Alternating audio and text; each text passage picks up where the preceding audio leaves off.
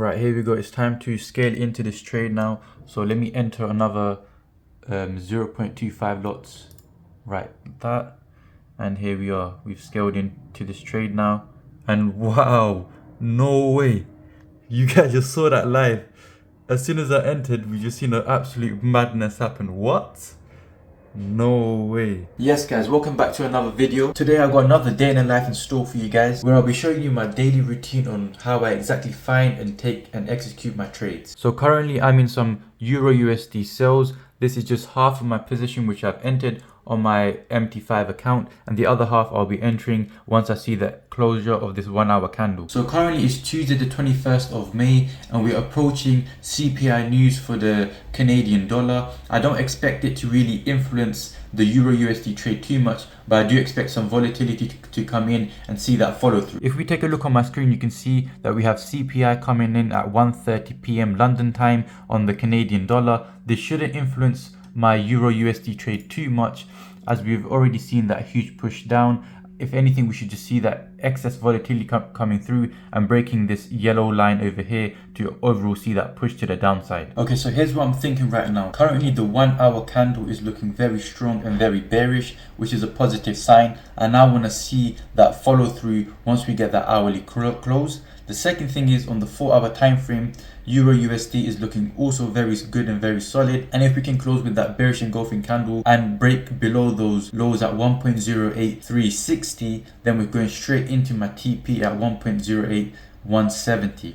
But currently the place we're at right now, it is a very critical point which we need to break. Otherwise I will have to roll my stop loss to break even and take a break even trade if we cannot break those lows to create a lower low. Now the only other thing I'll add is on the 4 hour time frame, we're forming this sort of triangle formation. From my experience, when that sort of pattern occurs, we're going to see a pop. We're going to see a huge volume surge, and we're going to see a huge meltdown in price action and a straight bearish candle all the way into our TP without any sort of correction. We're just going to see a straight impulsive move to the downside straight into TP. Right, here we go. It's time to scale into this trade now. So let me enter another 0.25 lots.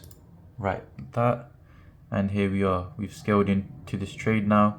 And wow, no way. You guys just saw that live. As soon as I entered, we just seen an absolute madness happen. What? No way.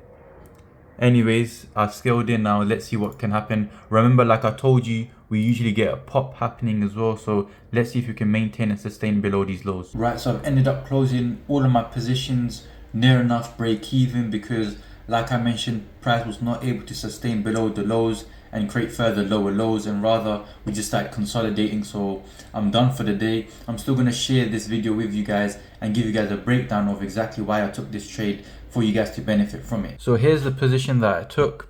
If you're coming over to my MT5, you can see that one position was taken out at break even and the other one was taken out for a little bit in profit. As you can see, price was not able to sustain below that level of support that was created on the bottom, and instead we broke below and broke right back above, so I ended up closing right there. Right, so let's give you guys a trade breakdown of why exactly I took this trade. So ultimately this began on the daily time frame.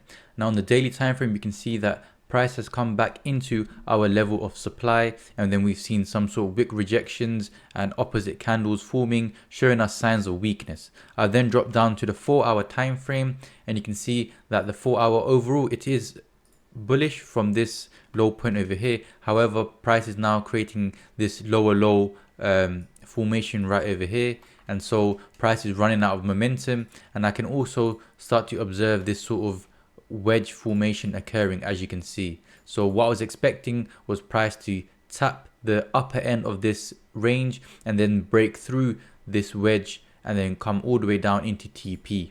So if we now drop down to the 1 hour time frame, you can see that this white line over here is my TP, and this is the 4 hour descending wedge or descending line that we had drawn. You can then see on the 1 hour time frame that price action is overall, or in this substructure, bearish. We then created lower lows and lower highs. Price has now created this sort of double top formation, and then it was at this double top where I saw, okay, price has given us a wick rejection. We've then closed with reduced volume. So at this point, there's not that much volume in the markets for the buyers, and the sellers are taking over. And so once we got that wick rejection tap from the upper end of this range, as we started dropping below, as we broke below this wick, that's when I executed the trade. Stops were above these highs, and overall my TP were exactly where it was. However, as you can see, we then got that drop down into the bottom end of our range, but then again, as you can see, we started consolidating. We wasn't able to create that lower low formation that I wanted to see. So what I really wanted to see was that lower high, lower low, lower high, and then I wanted to then see that lower low being created. However, we just got this sort of manipulation, fake out, whatever you want to call it. So I wasn't comfortable holding this trade, and so I ended up closing for near enough break even, just a bit of profit. But I still do see overall price definitely pushing down into TP, but I'm happy to close and not hold further on.